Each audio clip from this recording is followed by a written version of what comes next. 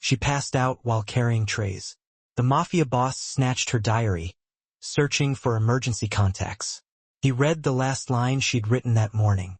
His face drained of color. His hands clenched the page tighter. What could possibly be written there to so deeply affect a man who'd seen it all? She'd never know that one sentence would irrevocably alter both of their lives. The coffee pot slipped from Clara's grasp. For a split second, she watched its descent, her mind screaming at her body to catch it, but her arms remained unresponsive. The pot shattered against the floor, sending dark liquid spraying across the checkered tiles of Rosie's diner. Clara's coworker, Maggie, rushed over. "You okay, honey?" Clara blinked hard, struggling to clear her vision. The dizzy spell subsided, leaving behind the familiar exhaustion that had become her constant companion. "I'm fine, just clumsy tonight." She wasn't fine. She hadn't been fine for months. The wall clock read 11:47 p.m. Just over an hour left in her shift. Then she'd take the night bus home, sleep for 4 hours, and be back here at 6 a.m. for the breakfast rush. That was her life now. 2 shifts back-to-back, 6 days a week, running on coffee and sheer willpower. "Table 7 needs a refill," Maggie whispered, nodding toward the corner booth. Clara grabbed a fresh pot, studying her trembling hands. Table 7. The quiet man in the expensive suit who'd been coming in every Thursday night for the past month. Always sitting in the same spot. Always ordering black coffee and cherry pie. He never caused trouble, never made small talk. Just sat there reading his newspaper like he owned the place. Maybe he did. This was Brooklyn, after all. More coffee. Clara approached with her practiced customer service smile. The one that hurt her cheeks but paid the bills. The man looked up. He had dark eyes that seemed to dissect everything. Sharp features and salt and pepper hair slicked back perfectly. Even at midnight, his suit didn't have a single wrinkle. Everything about him screamed money and danger in equal measure. "Please." His voice was low, controlled. As Clara poured, her hand shook slightly. A drop of coffee splashed onto the saucer. "Rough night?" he asked, his eyes following the tremor in her fingers. "Every night's rough, sir." The words slipped out before she could stop them. Clara bit her tongue. Rule number 1 of waitressing: never complain to customers. "Yes. Please let me know if you need anything else." She turned to leave, but her vision swam. The diner tilted sideways. "Not now. Please, not now." Clara grabbed the edge of a nearby table, steadying herself. The family eating there looked up in concern, but she waved them off with another smile. Her heart was racing, her chest tight. She just needed to make it through the next hour. Just one more hour. The door chimed. More customers. A group of loud college kids, probably drunk, looking for late-night burgers. Clara counted them. 6 people. That was at least $30 in tips if she played it right. $30 closer to next month's rent. She could do this. Clara grabbed her notepad and headed toward them. But halfway across the diner, her legs buckled. The tray she'd been carrying, loaded with dirty dishes from table 3, crashed to the floor. The sound was deafening in the quiet diner. Plates exploded into ceramic shrapnel.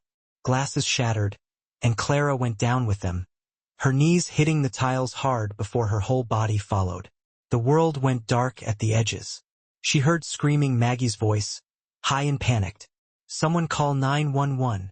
Clara's not breathing right. Give her space." Another voice, male and commanding, ordered. Footsteps approached quickly. Strong hands turned her over gently. Clara's eyes fluttered open to see the man from table 7 kneeling beside her. His expensive suit now stained with coffee. His dark eyes were intense, focused entirely on her face. "Stay with me," he said firmly. "What's your name?" "Clara," she whispered. Her chest felt like it was being crushed. "I'm okay. I just need—" "You're not okay," he said, looking up at someone. "Where's her bag? She might have medication in there." Maggie thrust Clara's worn canvas bag toward him. The man Clara still didn't know his name, unzipped it without hesitation. Clara wanted to protest, to tell him not to look through her things, but she couldn't find the breath. She watched helplessly as he rifled through her bag. A cracked phone, a mostly empty wallet, a pack of generic painkillers, loose change, a granola bar she'd been saving for tomorrow's lunch, and her diary.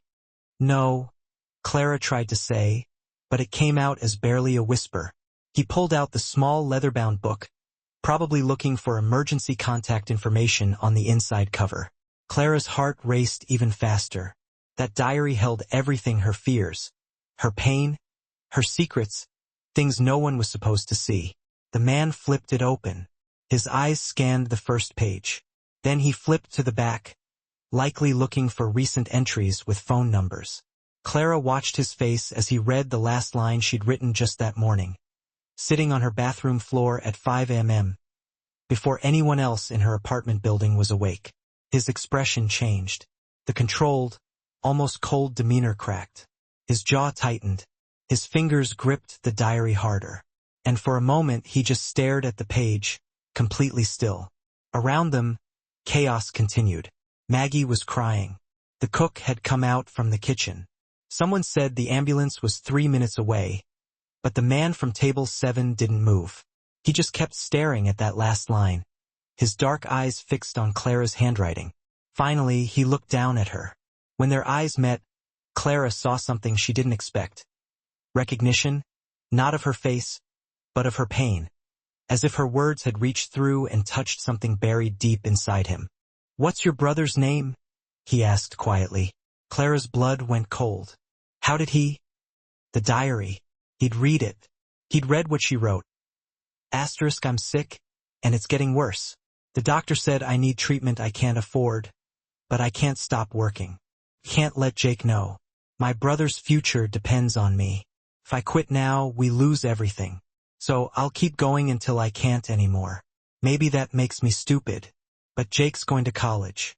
He's going to have the life I never got, even if it kills me. Asterisk, you read my..." Clara's voice broke. The man carefully placed the diary back in her bag, then met her eyes again. When he spoke, his voice was different, softer, but with an edge of steel underneath. "You're going to be fine," he said. It wasn't a comfort. It was a command, as if he could will it into existence through sheer force. "The ambulance is coming, but I need you to understand something."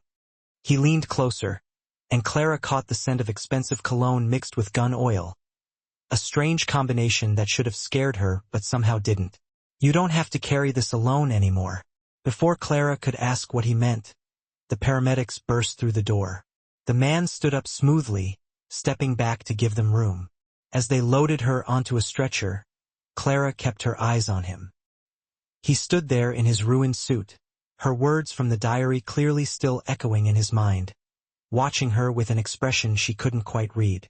And in his pocket, she noticed, was the corner of her diary, the leather just barely visible. He'd kept it. As the ambulance doors closed, Clara's last thought before unconsciousness took her wasn't about her failing body or the medical bills she couldn't pay. It was about the dangerous man in the expensive suit and the way he'd frozen when he read her words, as if they'd changed something fundamental inside him. She didn't even know his name, but somehow, Clara had the feeling that after tonight, her life would never be the same. Adrian Russo didn't do hospitals. The sterile smell reminded him of the night his father died, shot 3 times outside a warehouse in Red Hook, bleeding out before the ambulance even arrived. Adrian had been 17, holding his father's hand, watching the life drain from his eyes. That was the night he learned that showing weakness got you killed. 20 years later, he'd built an empire on that lesson. Yet, here he stood in the waiting room of Brooklyn Methodist Hospital at 1 a.m., his $2,000 suit ruined with coffee stains, holding a dying woman's diary in his pocket like it was a loaded gun. Boss Marco appeared at his elbow, his consigliera's face tight with concern. "We need to leave. You've been here 40 minutes. People are starting to notice." Adrian didn't move. Through the emergency room doors, he could hear the muffled sounds of doctors working on Clara. Her name was Clara. He had learned that much before she collapsed. "The car's out front," Marco pressed. "We have the meeting with the Castellano family at 2. We can't be late." "Cancel it," Marco's eyes widened. Boss, we've been trying to set this meeting up for 3 months. If we cancel now? I said cancel it. Adrian's voice was quiet, but Marco knew that tone. It was the same tone Adrian used right before someone ended up in the East River. Marco stepped back, pulling out his phone to make the call, but he couldn't hide his confusion. In the 15 years he'd worked for Adrian Russo, he'd never seen the man show interest in anything that didn't involve money, power, or revenge. Adrian was a machine, calculating, cold, efficient.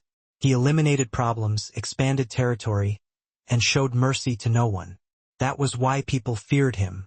That was why the Russo family controlled half of Brooklyn. But tonight, something had changed. Marco finished the call and pocketed his phone. Done. But boss, I gotta ask, who is she?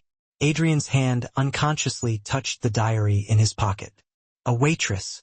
A waitress. Marco repeated the words like they were in a foreign language. You're standing in a hospital waiting room, missing a crucial meeting, for a waitress? She served me coffee every Thursday for a month. Smiled every time, even though she was exhausted, even though. Adrian stopped himself, even though she was dying. He pulled out the diary, opening it to that last page. Clara's handwriting was neat but hurried, like she'd written it in stolen moments between shifts. Adrian had read it 3 times now, and each time the words hit harder. Asterisk, my brother's future depends on me, even if it kills me. It was the kind of loyalty Adrian understood, the kind that cost everything, the kind that made you sacrifice your own life so someone else could have a chance. He'd done the same once, a long time ago, before the violence and the money hardened him into something that barely resembled human. Walk away, boss. Marco's voice was gentle now, almost pleading. I know that look. You're getting involved, and involvement means complications. She's not our problem. She collapsed serving me pie, Marco. So give her money, pay her hospital bills anonymously and walk away. That's what you always do.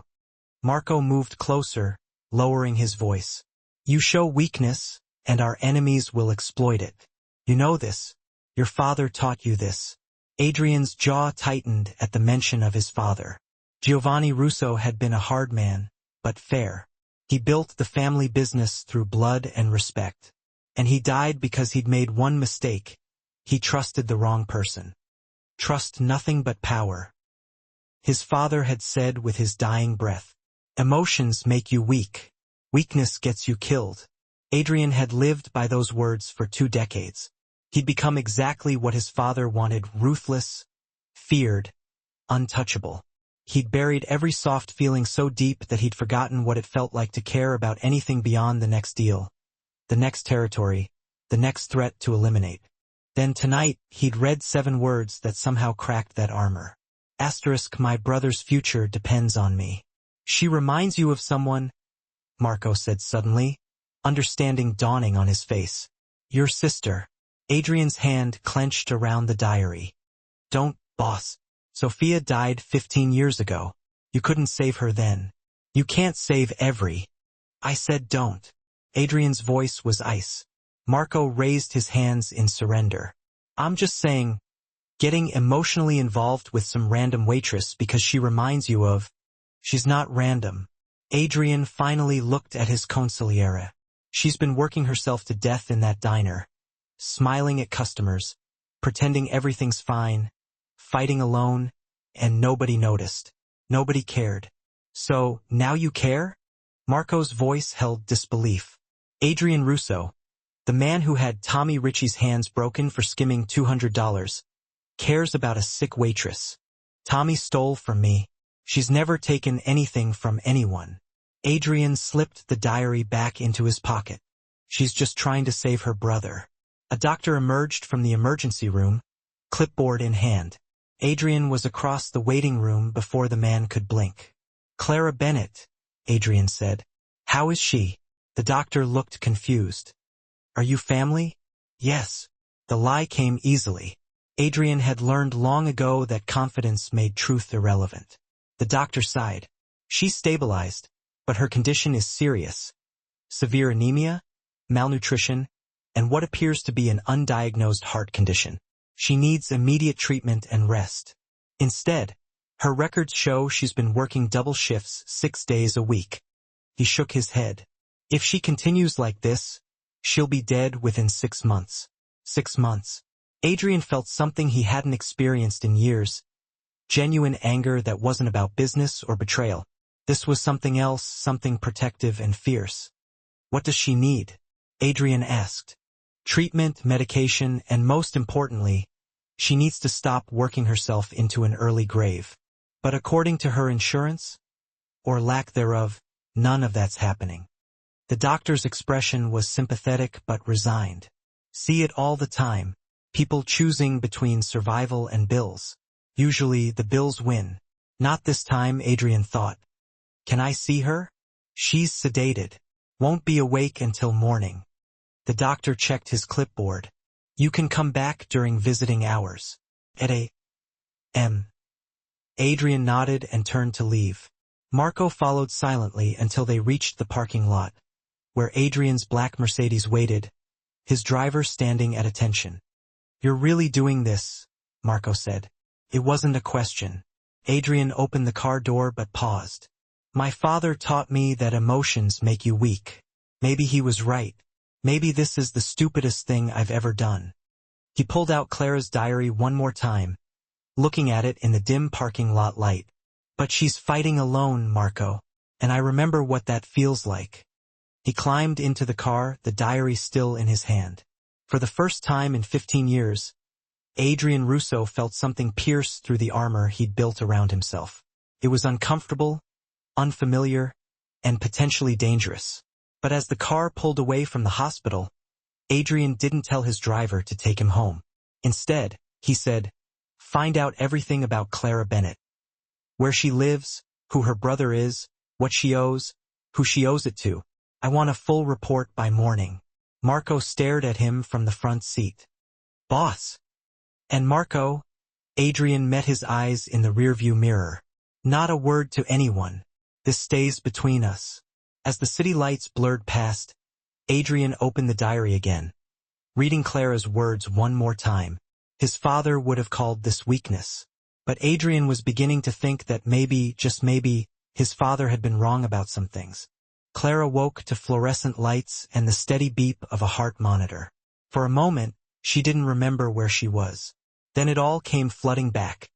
The diner, the collapse, the man from table 7 reading her diary.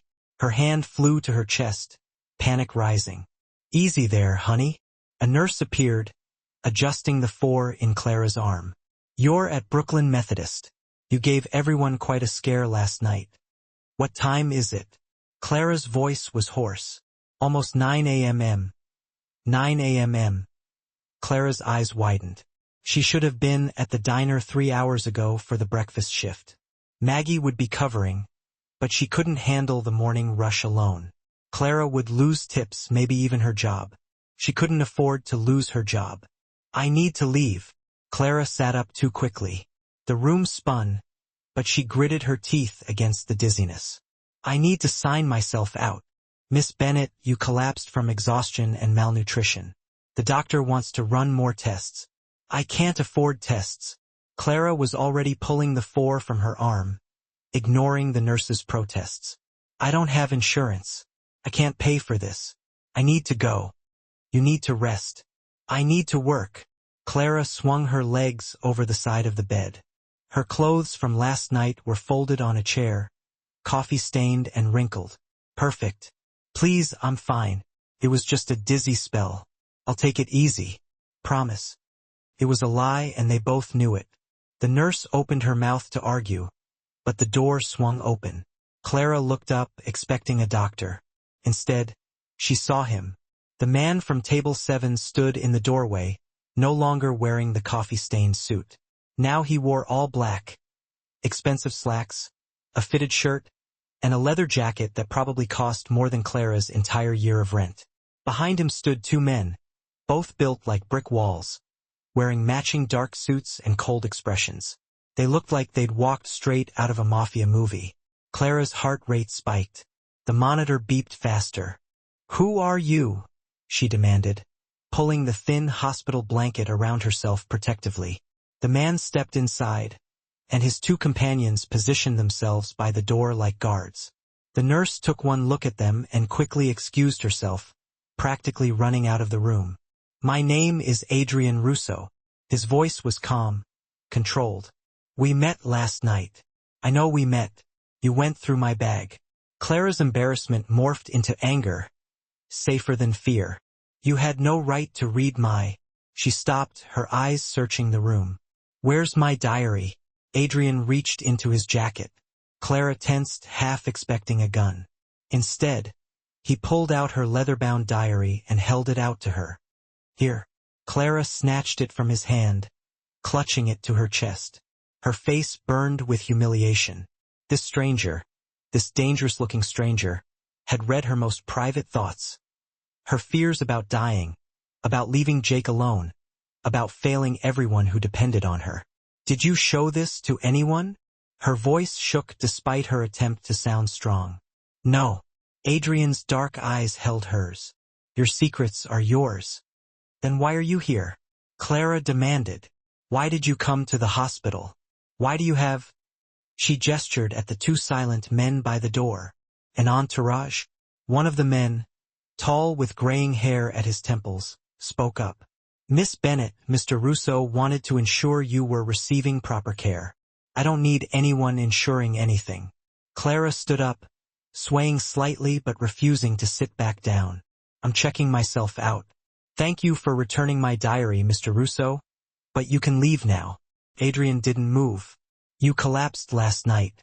The doctor said you have a heart condition." "The doctor is overreacting. You're dying." The word hung in the air like a gunshot. Clara flinched but lifted her chin defiantly. "That's not your concern. You made it my concern when you fell unconscious in front of me." Adrian's voice remained steady, but something in his eyes shifted, a glimpse of the emotion he was trying to hide. "Sit down before you fall down again. Don't tell me what to do." Clara's hands trembled, but she forced them still. "You don't know me. You don't know anything about my life. I know you're working yourself to death for your brother." The words were quiet but landed like a punch. "I know you've been hiding this from him. I know you're terrified, but you're too proud to ask for help. You read 7 sentences in my diary. That doesn't make you my therapist." Clara grabbed her clothes from the chair. "Now, if you'll excuse me, I need to get dressed and get to work." "You can't work like this. Watch me." Adrian stepped forward, and Clara instinctively stepped back. He stopped immediately, raising his hands slightly, a gesture of peace. "I'm not here to hurt you," he said, his voice softer now. "I'm here because—" He paused, seeming to struggle with the words. "You shouldn't be carrying this burden alone." Something in his tone made Clara's anger falter. It wasn't pity. It was understanding, as if he knew exactly what it felt like to shoulder an impossible weight with no one to help share the load. "I've been alone my whole life," Clara said quietly. "I raised Jake by myself after our parents died. I put myself through high school while working 2 jobs. I don't need saving, Mr. Russo. I need my diary back, which I have, and I need you to leave so I can get back to my life. Your life is killing you. Then that's my choice to make." Clara's voice rose, surprising even herself. "Not yours. You might be used to people doing what you say, and I don't know who you are, but those men at the door and that expensive jacket tell me you're someone important, but you don't get to make decisions for me."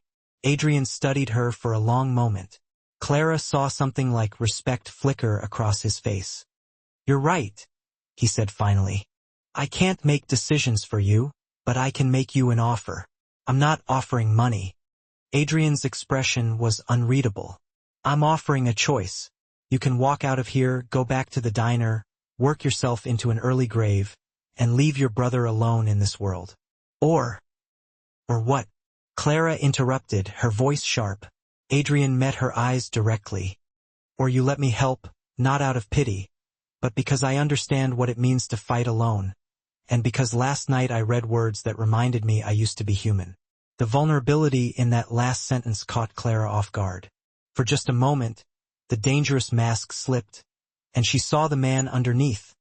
someone carrying his own heavy burdens. But Clara had learned long ago that accepting help always came with a price. "What do you want in return?" she asked, her voice guarded. "Nothing. Nobody helps for nothing." "Then consider it repayment," Adrian said. "You served me coffee with a smile every Thursday for a month. Even when you were exhausted and sick. You never complained, never asked for anything. Maybe I just want to return the favor." Clara wanted to believe him. God, she was so tired of fighting alone. But she'd seen enough of the world to know that men with entourages and expensive jackets didn't just help broke waitresses out of the goodness of their hearts. I don't need your pity," she said firmly. "Good."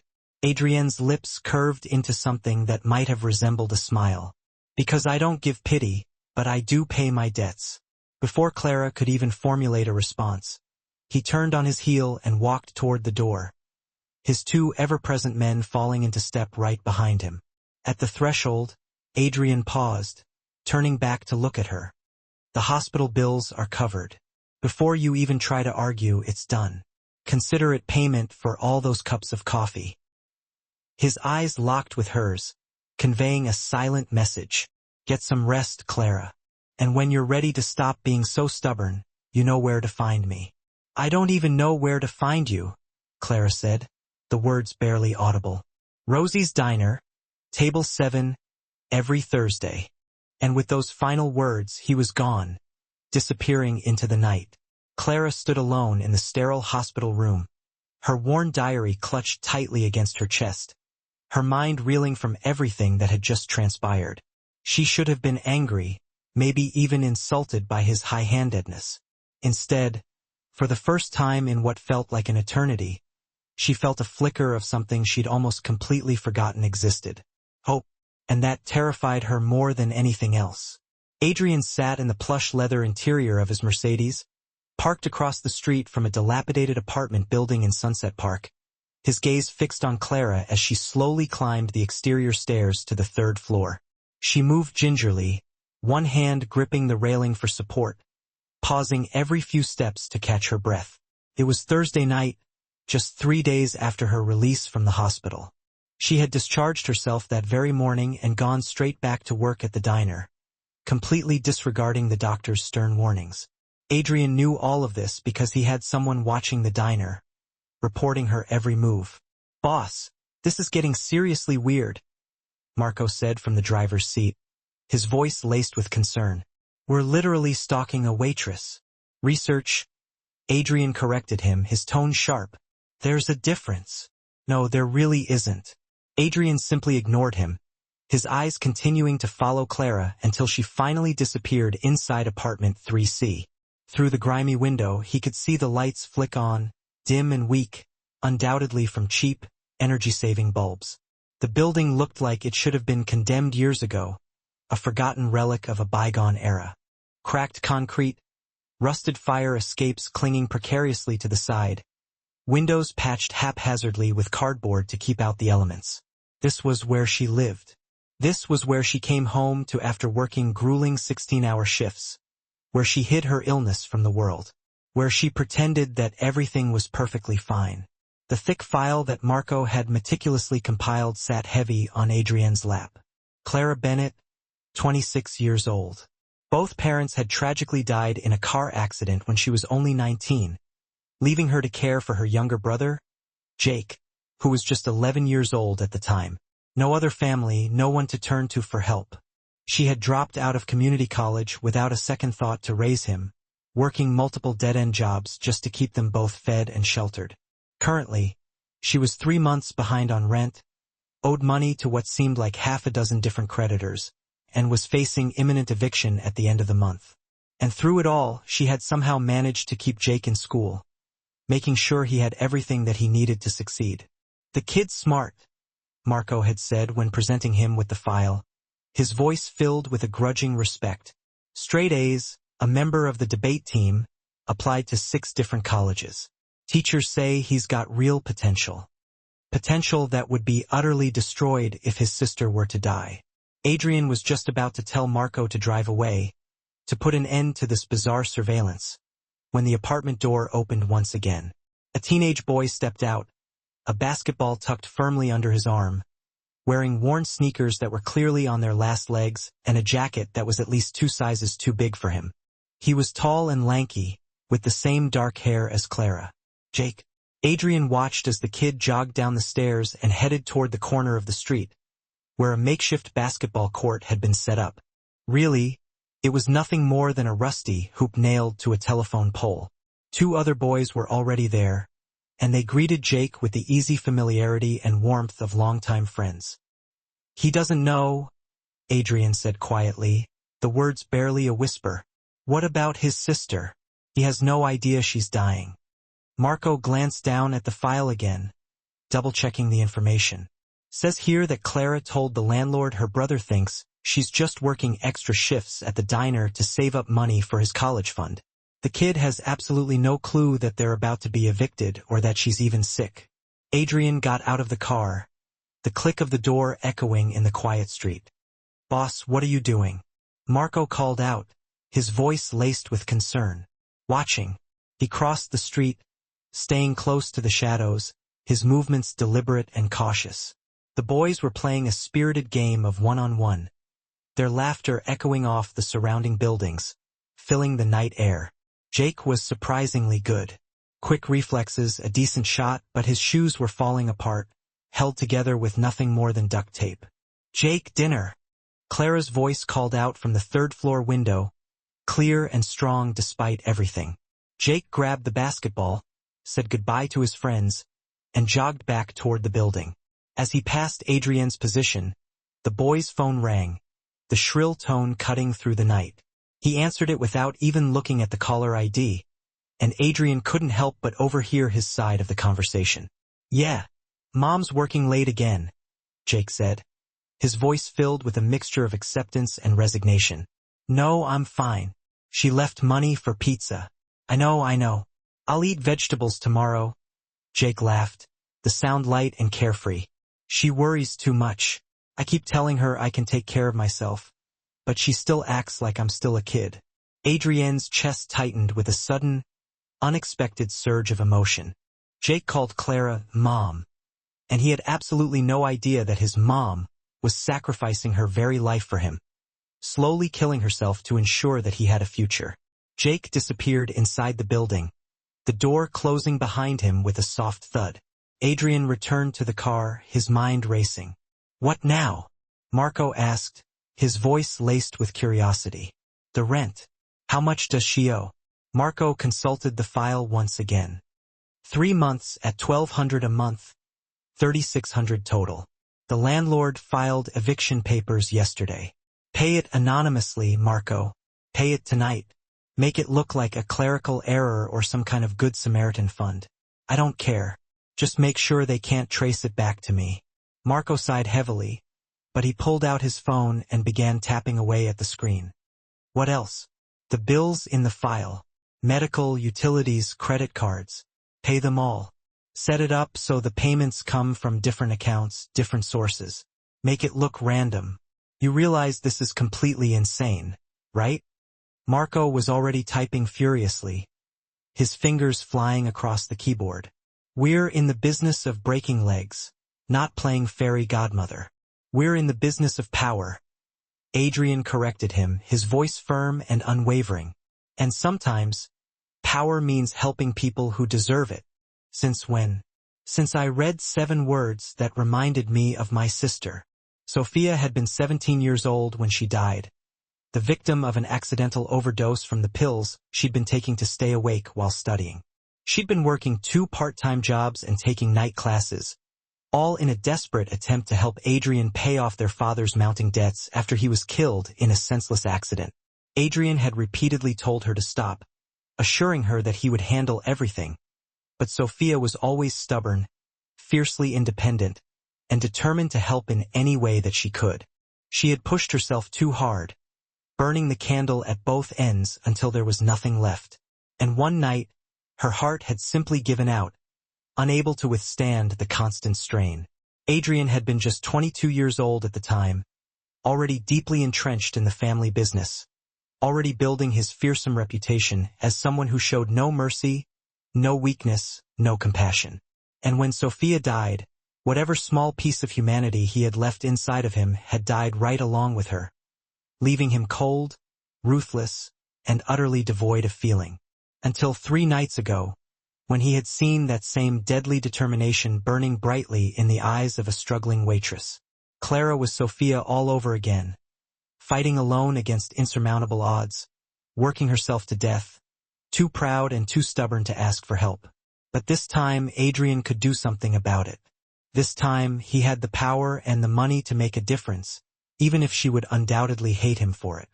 The kids' college applications, Adrian said, breaking the silence. Which schools did he apply to? Marco scrolled through the file, his brow furrowed in concentration. NYU, Columbia, Hunter, Brooklyn College, CUNY, and City College. All good schools, but with their current financial situation. Make sure he gets in. Boss, we can't exactly fix college admissions. Adrian gave him a look that brooked no argument. Okay, we probably can fix college admissions, but should we? The kid has straight A's. He deserves to get in. We're just ensuring that he gets a fair shot, leveling the playing field a little bit. Adrian watched the faint light emanating from apartment 3C. Through the grimy window, he could just make out Clara and Jake sitting at a small table, sharing a pizza. Clara was smiling, laughing at something her brother had said, desperately pretending that she wasn't completely exhausted, pretending that she wasn't slowly dying. Make sure he gets scholarships, too, Adrian added, his voice low and insistent. A full ride if possible. Clara can't afford tuition, and I don't want her working herself to death trying to pay for it. Marco was uncharacteristically quiet for a moment, lost in thought. She's gonna figure it out eventually. That all of this help isn't just some random coincidence. And she's going to confront you. She seems like the type. Definitely. And you're okay with that? Adrian thought back to Clara in the hospital, her eyes blazing with anger and defiance even while she was barely able to stand on her own 2 feet. She had a fire in her, a strength that reminded him of everything he'd lost and everything he'd forgotten how to feel. I'm counting on it, he said, a strange sense of anticipation creeping into his voice. As they drove away from the curb, Adrian looked back one more time at the dilapidated apartment building. The light in 3C was still on, casting a warm glow in the darkness. Clara was probably cleaning up after dinner, asking Jake about his homework, making sure he had everything he needed for tomorrow. Being a mother to a kid who wasn't even her own son, because that's what love and sacrifice truly looked like. Adrian understood loyalty. He understood sacrifice. His whole life was built on those very principles. But watching Clara through that window, seeing her smile despite everything she was going through, he realized that he'd completely forgotten what those things actually meant. He had twisted loyalty into blind violence and warped sacrifice into cold, calculated business transactions. Clara reminded him that there was another way, a better way. Boss! Marco's voice pulled him back from his thoughts. The payment confirmations are coming through. Rent's paid. Bills are handled. The landlord thinks it's from some non-profit housing assistance program. Good. This doesn't solve everything. She's still sick. She's still working too hard. Money doesn't fix all problems. Adrian knew that better than anyone. But money was what he had, the only tool at his disposal. And right now, it was the only way he could help without her pushing him away, without her rejecting his assistance out of pride and stubbornness. For now, he would work in the shadows, a silent benefactor. He would pay the bills, secure the future, make sure that Clara and Jake had a fighting chance, a glimmer of hope in their otherwise bleak existence. And when she inevitably figured out what he'd done, when she confronted him with those fierce eyes blazing with righteous anger, well, Adrian had spent the better part of 20 years dealing with dangerous people, facing down hardened criminals and ruthless adversaries. But something deep down inside told him that Clara Bennett, that stubborn, fiercely independent waitress, might just be the most dangerous of them all. Clara noticed them on Tuesday. 2 men in a nondescript black sedan parked directly across the street from the diner. They had been there when her shift started at 6 in the morning, and they were still there at 2 in the afternoon when she finally took her much-needed break. When she walked to the corner bodega to grab a quick sandwich, the car followed her at a discreet distance, always present, always watching. On Wednesday, it was a different car, different men, but the same unnerving routine. By Thursday, Clara had simply had enough. She marched resolutely out of the diner during her break, crossed the busy street, and knocked sharply on the tinted window of the sedan. The man in the driver's seat, a hulking figure with a military-style crew cut and a neck as thick as a tree trunk, looked genuinely startled by her sudden appearance. "Why are you following me?" Clara demanded, her voice trembling with a mixture of anger and apprehension. The man exchanged a quick, almost imperceptible glance with his partner in the passenger seat. "We're not." "Don't lie to me," Clara retorted, her voice rising. "You've been parked here for 2 days straight. Either you're the worst stalkers in Brooklyn or someone sent you. So who?" Clara crossed her arms defiantly, waiting for an answer. The driver's side window rolled down slowly, revealing the man's impassive face. "Miss Bennett, we're just working for Adrian Russo." Clara finished the sentence for him, the words laced with a mixture of dread and resignation. "Right." The men's silence was confirmation enough. Clara felt a confusing mix of anger and something else. Something she didn't quite want to name. Something that made her stomach flutter with a strange, unsettling feeling. She had noticed other odd changes. 2 subtle shifts in her reality that she couldn't quite explain. The landlord had suddenly claimed that they were caught up on rent, despite the fact that Clara knew she hadn't paid a dime in months. The hospital had called to say that her outstanding bills had been mysteriously settled, completely paid in full. Even the notoriously ruthless electric company claimed that she had a zero balance, no money owed whatsoever. It was all too convenient, too perfectly timed to be a simple coincidence. "Tell your boss I want to see him tonight. Table 7 in Rosie's diner. 11 p.m. sharp." Clara turned on her heel and walked briskly back to the diner, her mind racing, before they could even formulate a response. Adrian arrived at 11 p.m. like clockwork, his presence as punctual and predictable as the changing of the tides. But this time, when Clara brought his steaming cup of coffee to table 7, she didn't offer him even the faintest hint of a smile. Instead, she slammed the cup down on the table hard enough that the dark liquid sloshed over the rim and onto the saucer, a silent declaration of war. "Outside now," she said curtly, her voice leaving no room for argument. She didn't wait for his response, didn't even bother to look back, just turned and walked out the back door into the dimly lit alleyway. Adrian followed her without a word, and Clara could hear the unmistakable sound of the door opening once again. His 2 ever-present men always shadowing him, lurking just out of sight. "Alone?"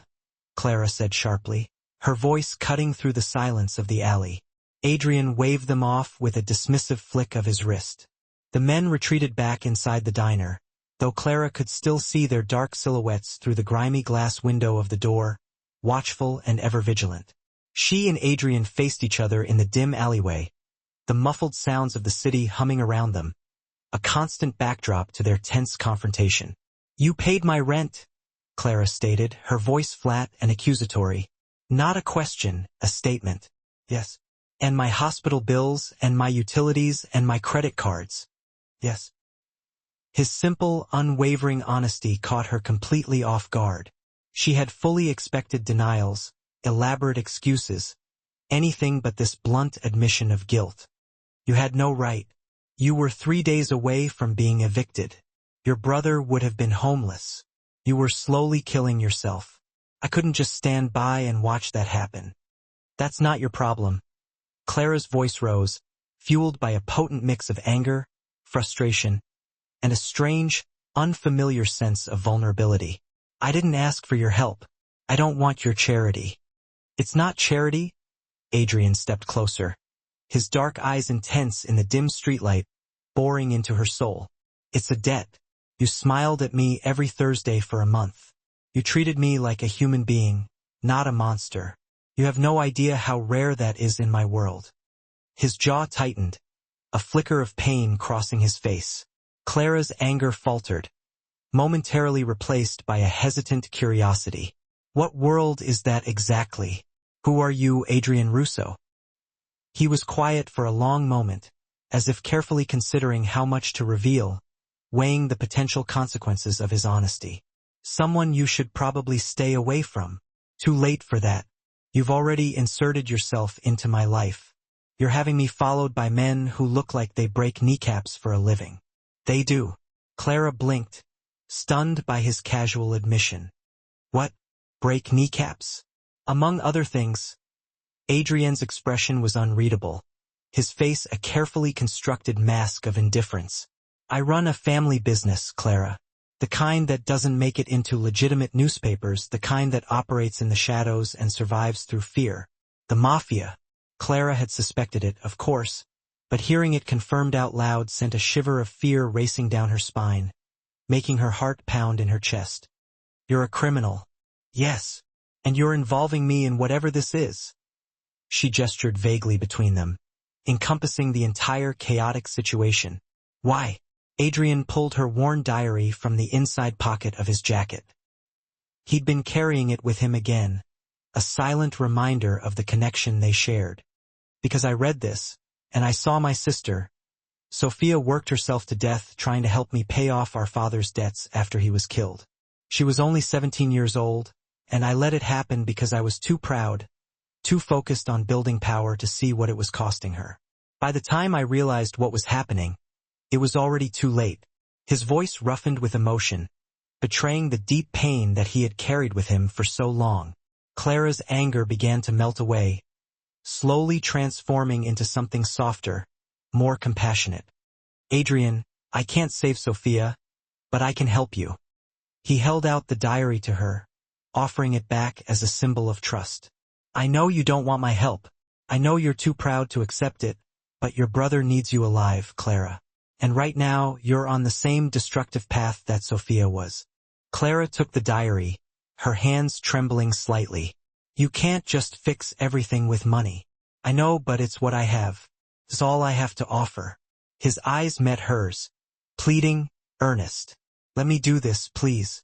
The word please, coming from the mouth of a notorious mafia boss, sounded so strange, so utterly genuine, that Clara almost laughed, the absurdity of the situation momentarily breaking through the tension.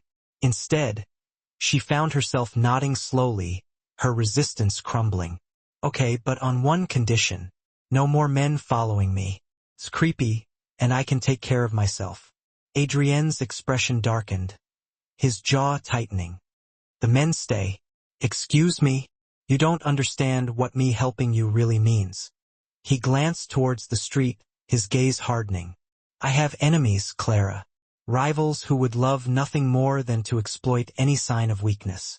And you? You've become a weakness. Clara's breath caught in her throat, a sudden chill spreading through her veins. What are you saying? Before Adrian could answer, Marco burst through the back door of the diner, his face etched with urgency and alarm. Boss, we have a problem. The Castellano family knows. Adrienne's entire demeanor shifted instantly. The flicker of softness vanished without a trace, replaced by a chillingly cold steeliness. How? Tony Castellano was at the hospital the night she collapsed. He saw you in the waiting room. Marco's eyes flicked nervously to Clara, then back to Adrian. Words spreading that Adrian Russo is distracted by a waitress. The families are talking. Let them talk. Boss, they see it as weakness. The Costos are already testing boundaries, moving into our territory. They think you're going soft. Marco lowered his voice, his tone laced with concern. We've handled threats to the business before, but this is different. This is personal, and personal makes you vulnerable. Clara felt an icy dread creep into her bones, a paralyzing fear that threatened to overwhelm her. What does that mean? Adrienne's hand moved swiftly, protectively, to her arm, his grip surprisingly firm. It means people who want to hurt me now know that the best way to do it is through you. Then stop helping me. Walk away. Just leave me alone and go back to your own life. Clara tried to pull away, to break free from his grip, but Adrian held firm, refusing to let her go. I can't. Why not? Adrian stopped abruptly, his jaw working, his eyes filled with a turmoil of conflicting emotions. Whatever he was about to say, he ultimately swallowed it back, unable to voice the words that hovered on the tip of his tongue. Because I've already made my choice. The men follow you to keep you safe. They're not going away. I didn't ask for this, Clara said, her voice rising in desperation, feeling trapped and suffocated by the situation. I didn't ask to become a part of your dangerous world. I know. Adrienne's voice was quiet but unyielding, his gaze unwavering. But you wrote those words in your diary. You let me see your pain, and now I can't unsee it. I can't walk away and let you die knowing that I could have helped. Marco cleared his throat, breaking the tense silence. Boss, we need to move. The Castellanos might already have eyes on this location. Adrian nodded, his expression grim, but he didn't release Clara's arm. You're coming with us. Like hell I am. Clara, listen to me. His eyes burned with an intensity that both frightened and captivated her. I've made you a target. That wasn't my intention, but it's done. So now you have two choices. Let me protect you, or become a liability that neither of us can afford. You can't just kidnap me. I'm not kidnapping you. I'm keeping you alive. He finally released her arm, but remained close, his presence a constant, reassuring force. Tomorrow, you're going to tell your manager that you need a few weeks off. You're going to tell Jake that you're visiting a sick friend upstate, and you're going to let me keep you somewhere safe until this whole thing blows over. And if I refuse? Adrienne's expression was grim, his eyes hard and unyielding. Then you'll wake up one morning to find the Costos using your brother to send me a message. Is your pride worth Jake's life? The words hit her like a physical blow, knocking the wind out of her lungs. Clara thought of Jake playing basketball without a care in the world, calling her mom with such easy affection, planning for his future, dreaming of college. She thought of what these dangerous men might do to him, the unspeakable horrors they might inflict, just to get to Adrian. I hate you, she whispered, the words barely audible, choked with emotion. I know. Adrian's voice held genuine regret, but his resolve remained unbroken. But you'll be alive to hate me. That's all that matters. As Marco led them toward the waiting car, Clara looked back at the diner, her safe place, her normal life, the one thing that had given her a sense of purpose and stability. She was leaving it all behind, abandoning everything she knew, because a powerful mafia boss had read her diary and decided that she was worth saving. She should have burned that diary years ago, destroyed every last trace of her vulnerability. Now, it might cost her everything. The dress cost more than Clara had earned in 6 months of backbreaking work at the diner. Deep emerald green silk that whispered seductively against her skin, tailored perfectly to accentuate every curve of her slender frame. Adrian had sent it to the luxurious penthouse where he'd been keeping her for the past week. A gilded cage overlooking the glittering lights of Manhattan, complete with armed guards stationed at every entrance. I'm not going, Clara had told him firmly when he explained his intentions about attending the gala. You are. Adrian adjusted his perfectly knotted tie in the mirror, looking every bit the powerful, dangerous man he was in his custom-tailored tuxedo. The Castellano family will be there. Every major family in New York will be there. I need to make a statement. What statement? That you've lost your mind over a waitress? Adrian turned to face her, his expression suddenly serious, his eyes locking with hers. That you're under my protection. That anyone who touches you answers to me. He picked up the shimmering dress, holding it out to her. The rumors have been spreading for 2 weeks. Whispers that I'm distracted, weak, compromised. Tonight, I show them exactly how much power I still have. By parading me around like a trophy? By showing them that I'm not afraid? She held out the dress, silently urging her to take it. Please, Clara, I know you hate this, but it's absolutely necessary. The stakes are higher than you realize. Clara had wanted to refuse, to stand her ground and defy him. But she'd seen the reports that Marco had brought, the grim details of the escalating conflict. Increased activity from rival families, territories being brazenly tested, violence escalating at an alarming rate. Adrienne's enemies were circling, sensing weakness, and she was the reason why, the perceived crack in his carefully constructed armor. So now she stood in the grand ballroom of the Plaza Hotel, wearing a dress that cost a small fortune, surrounded by New York's most dangerous criminals, all dressed to the nines in their finest designer attire. The gala was supposedly a charity event, some noble cause that allowed the criminal elite to project an image of respectability and philanthropy. But Clara could see straight through the paper-thin veneer. These people dealt in violence, extortion, and drugs, their hands stained with blood and their consciences long since eroded. They wore expensive watches bought with blood money and smiled with mouths that had ordered countless deaths. And they were all staring at her, scrutinizing her every move, dissecting her with their cold, calculating eyes. "Relax," Adrian murmured, his hand resting gently on her lower back, a subtle gesture of possession and protection. "You look like you're facing a firing squad, aren't I?" Clara forced a smile, trying to project an air of confidence she didn't feel as another well-dressed couple passed by, their eyes openly curious and judgmental. "They're just surprised. I haven't brought anyone to one of these events in 15 years. You're a novelty. Lucky me." Adrienne's lips quirked in a rare, fleeting smile. Over the past week, while confined to the penthouse, Clara had discovered that he actually had a dry, sardonic sense of humor buried deep beneath all that menace and intimidation. She'd also learned that he was a terrible cook, had an insatiable appetite for cheesy mystery novels, and still visited his sister's grave every Sunday, a poignant ritual that revealed a glimpse of the man he could have been.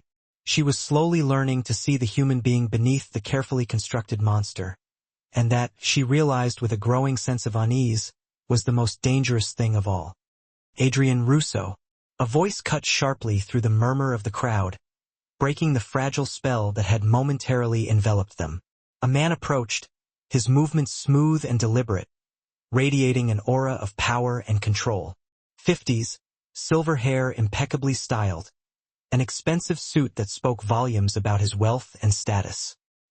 His smile didn't reach his eyes, which remained cold and calculating. "I heard rumors that you'd found a new companion, Tony Castellano." Adrienne's hand tightened almost imperceptibly on Clara's back, a silent warning. "This is Clara Bennett."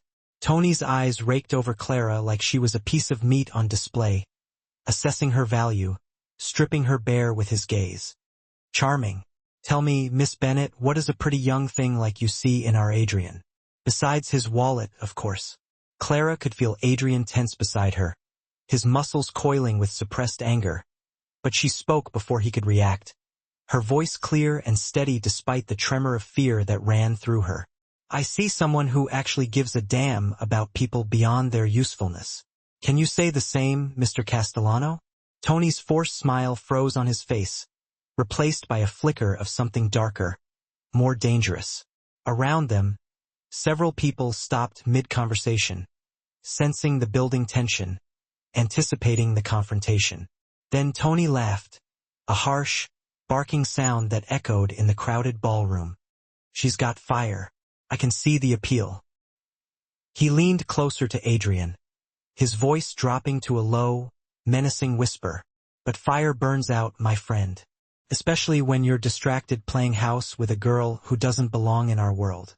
You should be careful, Adrian.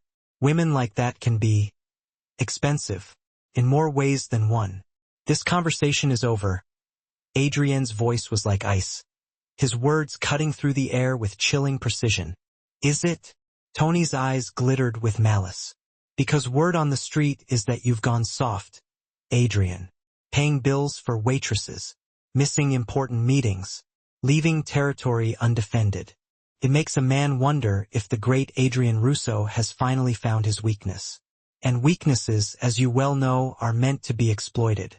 Clara saw Adrian's hand clench into a fist, his knuckles turning white. The air between the two powerful men crackled with barely suppressed violence, a palpable tension that threatened to erupt at any moment. Marco appeared silently at Adrian's shoulder, his eyes darting nervously around the room. "Boss not here. This isn't the time or the place."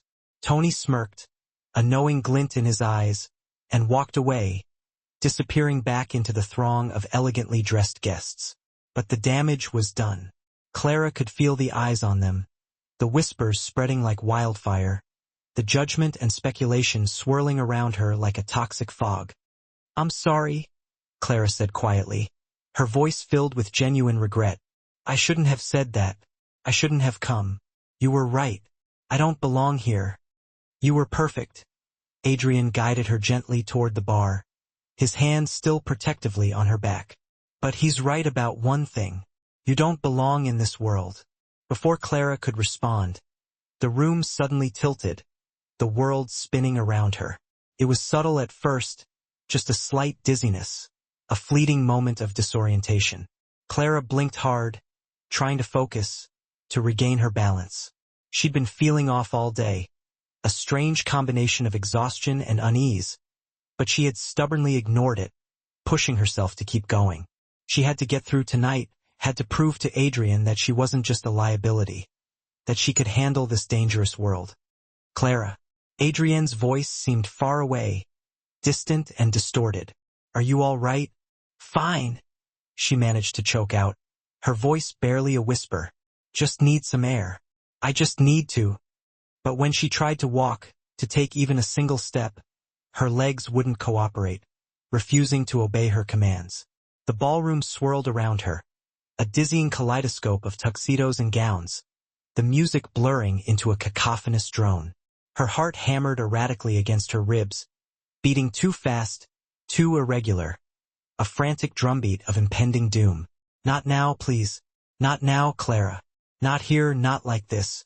Adrienne's strong arm wrapped firmly around her waist, holding her up, preventing her from collapsing. "Someone get a doctor now. Move."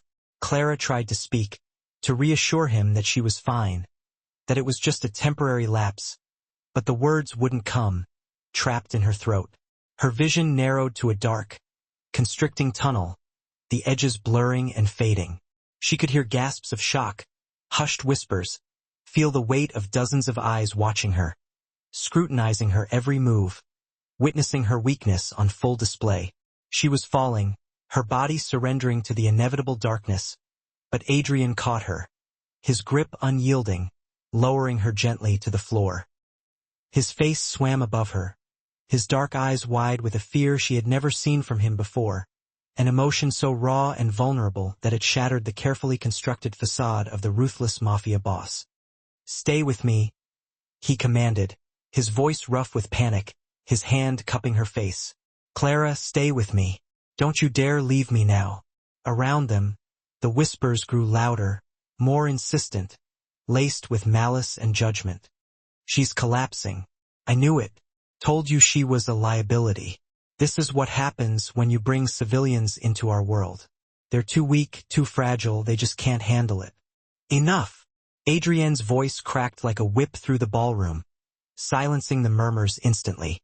The whispers died abruptly, leaving a stunned silence in their wake. He stood, pulling Clara up with him, supporting her entire weight, his muscles straining with the effort. She sagged against him, barely conscious, but she heard every word he spoke next, every syllable filled with a chilling intensity. "You want to talk about weakness?" Adrienne's voice was deadly calm, each word measured and precise as he addressed the entire room, his gaze sweeping over the assembled crowd. "This woman works. She worked 2 jobs just to keep her brother fed. She had fought every single day of her life without any money, without any power, without any army to back her up. She was sick, exhausted, and she still possessed more courage than any of you ever will." Silence descended, complete and utter silence. "You," Adrian stated, pointing directly at Tony Castellano, "you inherited your father's empire and almost ran it straight into the ground. You," he declared, indicating another man, "you hide behind your soldiers and haven't thrown a single punch in 20 years. All of you," he continued, encompassing the entire room with a sweeping gesture. "With your money and your guns and your power, and you've never had to fight for anything real." Adrienne's arm tightened protectively around Clara. "She fights harder than any of you cowards ever will. And if that makes me weak for respecting her, then I'm the weakest man in this room. But at least I'm honest about it. He carefully lifted Clara into his arms, cradling her gently against his chest. Anyone who has a problem with that can take it up with me directly. You all know where to find me. As Adrian carried her toward the exit, Clara managed to open her eyes just enough to catch a glimpse of the faces of New York's criminal elite. Shocked, silent, uncertain. Adrian Russo had just declared war on anyone who dared threaten her. And he'd done it publicly in front of everyone. You're insane, Clara whispered softly against his chest. Probably, he replied, his arms tightening protectively around her. But you're alive, and that's all that matters. As they left the plaza, Clara was hit with a terrifying realization. She was falling for this man. This dangerous, impossible man who had read her diary and decided she was worth fighting for. She had spent her entire life being strong, being independent, refusing any and all help. But in Adrienne's arms, for the first time, she felt safe enough to be weak. And that scared her more than anything ever had. Clara opened her eyes and found Adrian sitting silently beside her hospital bed, still wearing the tuxedo he had worn to the gala. His jacket was off, his sleeves were rolled up, and his tie was loosened. He looked utterly exhausted, with dark circles etched beneath his eyes and stubble shadowing his jaw. How long have you been here? Her voice was raspy and rough. 6 hours. He didn't look at her, but simply stared intently at his hands. They said you'd wake up soon. Clara attempted to sit up, but Adrienne's hand shot out quickly, stopping her. Don't. You need to rest. I'm fine. You're not fine. His voice cracked with barely suppressed anger. You collapsed in front of 200 people. Your heart stopped in the ambulance. Do you even understand that? Your heart stopped, Clara. She'd never heard him sound like this before. Raw, vulnerable, and afraid. He wasn't the controlled mafia boss she knew him to be, but a man teetering on the edge. The doctor said, I just need to rest. The doctor said, you need treatment that you've been stubbornly refusing for months. Surgery, medication, complete bed rest. Adrian finally looked directly at her, and his eyes blazed with a mixture of fury and something much deeper. You're killing yourself, and you won't let anyone help you. Why? Because I can't afford to be weak. The words burst out of Clara before she could stop them. If I stop, if I rest, if I accept that I'm sick, then it becomes real. Then I have to face the very real possibility that I might not be here for Jake, that I might leave him completely alone just like our parents did. Tears streamed down her cheeks. She had been holding them in for so long, but seeing Adrienne's face, the fear and anger mixed with something that looked suspiciously like love, broke something deep inside her. So I keep going, she continued, her voice breaking with emotion. I work, I smile, I pretend that everything's fine. Because the moment I admit that I can't do this alone, the moment I stop fighting. You think you've failed him?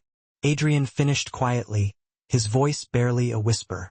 Clara simply nodded, unable to speak through the tears that choked her.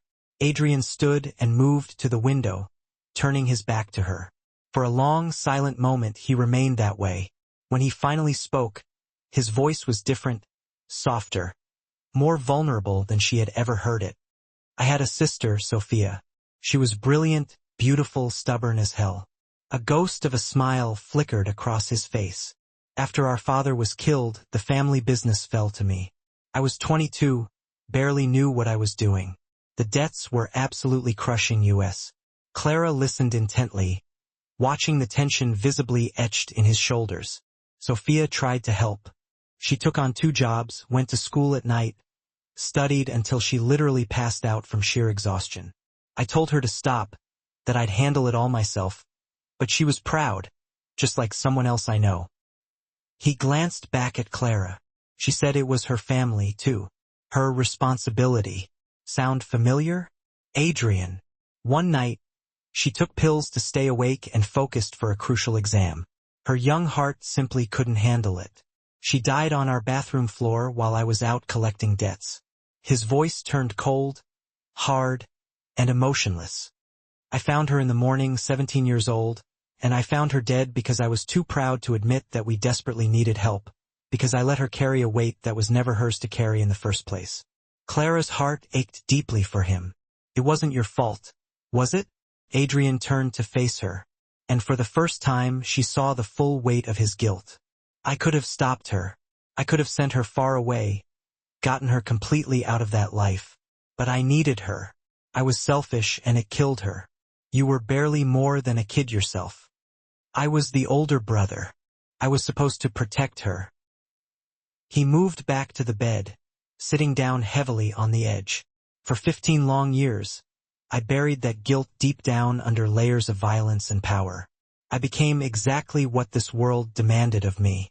Ruthless, cold, untouchable. I stopped feeling anything at all because feeling meant remembering what I'd lost. His hand gently found hers, his fingers intertwining carefully with hers. Then I read your diary, and I saw Sophia in every single word. You're doing exactly what she did. Sacrificing yourself completely for your family. Too proud to accept any help. Fighting until you literally have nothing left. His grip tightened on her hand. I couldn't save her, Clara, but I can save you if you'll just let me. Clara looked down at their joined hands. His scarred and calloused from years of violence and hers small and tired from years of relentless work. They were two people who had built towering walls around themselves, who had both forgotten how to let anyone in. I'm scared, she admitted quietly. I'm scared that if I let myself rest, if I accept that I need help, I'll lose absolutely everything. That Jake will end up completely alone. Then be scared with me, Adrian said, his voice raw with emotion. Because I'm terrified too. Terrified that I'll lose you the same way I lost Sophia. Terrified that caring about you makes me weak in the eyes of my enemies. Terrified that my enemies will use you to destroy me completely. He lifted her hand to his lips, pressing a gentle kiss to her knuckles. But I'd much rather be terrified and have you alive than be brave and ultimately lose you. Your world is dangerous, I know it is, but I'm dangerous too. And I swear to you, Clara, that anyone who tries to hurt you or your brother will have to go through me first. Clara felt something significant shift deep inside her. The walls she had so carefully built around her heart were slowly crumbling. This man, this impossible, dangerous man, had seen her at her absolute lowest and hadn't walked away. He had read her deepest, darkest fears and decided that she was worth fighting for. What about Jake? She whispered, her voice barely audible. Nothing's going to happen to you. You're getting the surgery, the treatment, absolutely everything you need. Adrienne's voice was fierce and unwavering. But if you're asking whether I'll take care of your brother if the worst should happen, the answer is unequivocally yes. I'll make sure he gets to college, that he has everything he needs, that he's completely protected. Why would you do that? Because he's your family. And you? Adrian paused, his dark eyes searching hers intently. You've become mine. Clara's breath caught sharply in her throat. Adrian. He cupped her face gently in his hands, his thumb brushing away a stray tear. I know it's completely insane. I know we barely even know each other. But that diary showed me your very soul, Clara. Your strength, your love, your fierce determination. And for the first time in 15 long years, I felt something besides anger and emptiness. I don't want your pity. This isn't pity, Clara. This is a promise. He leaned closer, his forehead resting gently against hers. As long as I breathe, neither of you will ever be alone again. The words settled over Clara like a warm, safe blanket, impossible to ignore. She had spent so long being strong for everyone else, carrying burdens that were never meant for just one person to bear.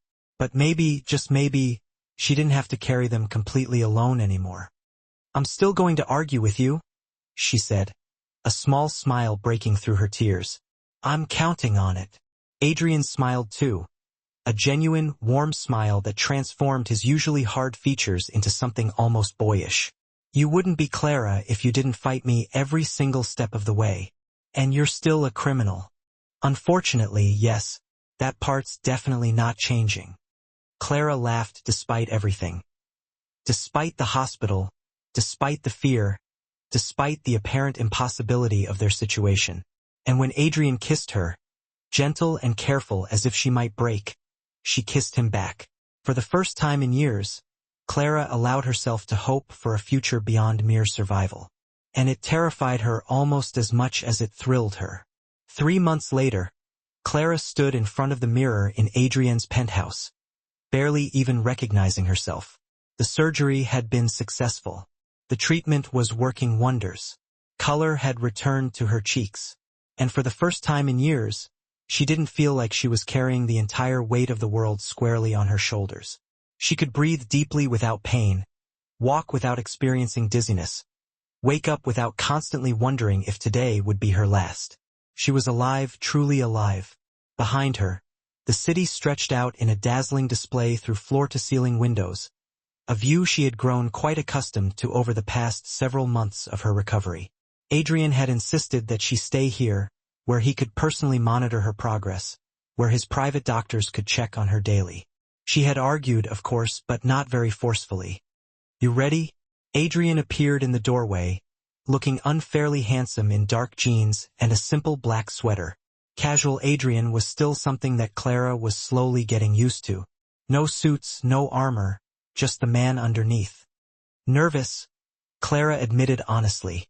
Today was the day that Jake would visit the penthouse for the very first time. She had been video chatting with him throughout her entire recovery, telling him that she was staying with a friend upstate while receiving treatment. But now it was finally time for him to meet the man who had changed everything. The doorbell rang, shattering the tense silence. Adrian squeezed her hand reassuringly once before going to answer it. Jake stood in the hallway, his eyes wide as he took in the opulent space. At 15, he had grown taller, his frame filling out noticeably. He wore brand new clothes, no more duct-taped shoes, and carried himself with a newfound sense of confidence. "Clara!" He rushed past Adrian without a second glance and wrapped his arms tightly around his sister. "You look absolutely amazing. The treatment really worked." Clara hugged him back just as tightly, breathing in the familiar scent of her little brother. "I'm okay, Jake. Promise." When they finally separated, Jake turned to Adrian with a mixture of curiosity and obvious weariness. "So, you're the guy?" "I'm the guy," Adrian confirmed with a nod, extending his hand. Jake studied him for a long moment, assessing him carefully, before finally shaking his hand. "Clara told me you paid for everything. The surgery, the treatment, even." He paused hesitantly, pulling a familiar envelope from his pocket. "Even this?" Clara's eyes widened in surprise as Jake unfolded the letter. It was an official acceptance letter from Columbia University, complete with a full scholarship. "Jake, you got in." Clara grabbed the letter excitedly, tears already welling up in her eyes. "Full ride, Clara. Room and board. Everything." Jake's voice cracked with raw emotion. "I got into all 6 schools. NYU, Columbia, Hunter, all with scholarships. It's like someone made sure." He looked directly at Adrian, his eyes narrowed suspiciously. "Did you do this?" Adrian met the boy's gaze steadily, without wavering. "You earned it. I just made absolutely sure that the right people saw your applications, your grades, your essays, your potential. That was all you. But you helped." Jake's eyes narrowed even further. "Clara said you're in a dangerous business, that you're a criminal." Adrian finished calmly. "Yes, I am. Your sister and I have had many arguments about it. I'm not going to lie to you, Jake. I've done things that I'm definitely not proud of. But everything I did for you and Clara, I did because I care deeply about her, and because you deserve a real chance at the future she's been fighting so hard to give you." Jake remained quiet for a long moment, carefully processing all of this information. Then, to Clara's utter surprise, he stepped forward and extended his hand to Adrian once again. "Thank you for saving my sister's life, and for giving me this chance. I absolutely won't waste it." Adrian shook his hand firmly, something that looked very much like respect shining in his eyes. "I know you won't. You're going to do great things, kid." As Jake explored the penthouse, marveling at everything it had to offer, Clara moved to stand beside Adrian at the window. Marco says your men think you've gone soft, she said quietly, a playful smirk tugging at the corner of her lips. Adrian smiled slightly. They do. They whisper about how the boss has lost his edge. How caring about a waitress has somehow made me weak. Has it? No. Adrian turned to face her, his hand gently finding hers. They think power comes from fear, from violence, from control. For years I believed that too. I built an entire empire on those very principles. He pulled her closer, his other hand cupping her face gently. But real power, Clara, it's this. Having someone worth protecting, having a genuine reason to build something that goes far beyond mere destruction. You and Jake, you've given me something I honestly thought I'd lost forever. What's that? Purpose. Adrienne's voice was soft but certain. For 15 years, I was just going through the motions. Building power solely for power's sake. Hurting people simply because that's what was expected of me. I was good at it, but I was also completely empty inside. His thumb traced her cheekbone tenderly. Then I read 7 simple words in a diary, and I remembered what it felt like to truly care about something real, to fight for something far beyond territory and money. So you're saying I saved you? Clara smiled, tilting her head slightly. You absolutely saved me, Clara. From across the room, Jake called out excitedly, Clara, this place has a library, an actual library. They both laughed at his uncontained enthusiasm. Adrian called back, take whatever books you want, Jake. Consider it a graduation present. Clara watched her brother's face light up with unadulterated joy. No more constant worry about rent, about food, about whether they'd even make it to the end of the next month. He was safe. He was undeniably happy. He had a future, a real future. And so did she. I love you, Clara said softly, the words surprising even her. They had been building inside her for months, but actually saying them out loud felt like crossing a line they could never uncross. Adrienne's eyes darkened with raw emotion. I love you too, Clara. Even though you're incredibly stubborn, constantly argumentative, and absolutely refused to let me send you to the diner in an armored car. It was one armored car, and it was completely excessive. It was practical, and it terrified Maggie. They were still laughing softly when Jake rejoined them, his arms piled high with books. He looked at Clara and Adrian standing close together, their hands intertwined, and something significant shifted in his expression. You're happy? He said to Clara, his voice filled with a mix of surprise and relief. I honestly haven't seen you truly happy in years. Clara felt tears prick at her eyes. I am happy, Jake. Scared sometimes, and this whole situation is completely insane, but yeah, I'm happy. Jake looked directly at Adrian, his expression suddenly serious. You hurt her, and I honestly don't care how dangerous you are.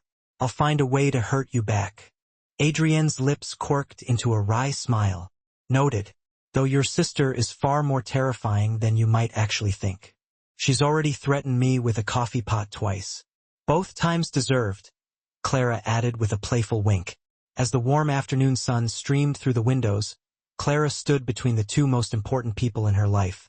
Her brother, who now had his whole future stretching out ahead of him, and the man who had seen her at her absolute lowest and decided that she was worth saving. She had spent so many long years carrying impossible burdens all alone, completely convinced that accepting help was a sign of weakness. But standing here now, surrounded by such immense love and possibility, Clara finally understood that real strength wasn't in fighting alone. It was in allowing the people who cared about you to stand beside you, to share the weight, to fight with you. Adrian squeezed her hand reassuringly, and Clara squeezed back in response. A silent promise exchanged between 2 people who had somehow found each other in the darkness and chosen to step into the light together. She was no longer just surviving. She was finally truly living. And for the first time in her life, that was enough.